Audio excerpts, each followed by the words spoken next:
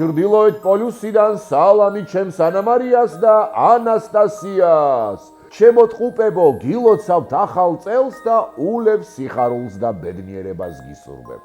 იმდენი რამ მიამბეს ელფებმა თქვენ შესახებ, აღარც კი ვიცი საიდან დავიწყო. ანამარია, ჩემო ხალისიანო გოგო, ვიცი როგორ გიყვარს მეცადინეობა და დავალებების შესრულებისასაც არ ზარმაცობ. ასევე ყვარებია თაბაში. ძვირფასო ღმერთს მართლა ძალიან ყვარები ხარ. საიდუმლო სანტას გათამაშებისას ფურცელზე უსაყვარლესი მეგობრის სახელი მარიამი ამოგივიდა. ანასტასია, შენ როგორ გიკითხო, ჩემო გოგო? მართალია ცოტას ზარმაცობ დავალებების შესრულების დროს, მაგრამ უფრო გაგიუმჯობესებია სწავლის შედეგები. ასე გააგრძელე. ტელეფონთან ნაკლები დრო გაატარე და ბევრ ვიდეოს არ უყურო, თორემ მერე,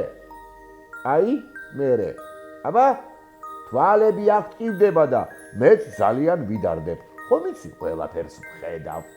თანაც 4 თვალით. ძვირფასებო, ვიცი ძალიან გიყვართ თქვენი ტყუპი მეგობრები, ანა და მარიამ ჭაბუკაშვილები, რომლებთანაც ასე კარგად ერთობით. ისიც გავიგე, რომ წარმატებული კონცერტი გქონიათ, ძალიან კარგად იბღერეთ. ძალიან ვამაყობ. ანასტასია, შენ ვიოლინოზე კარგად უკრავ, ხომ? თურმე ამერიკიდან მამაც ჩამოგივიდათ დაბადების დღეზე, რაც ნამდვილი სიურპრიზი და დღესასწაული იყო. სალამი გადაეცით მას ჩემგან.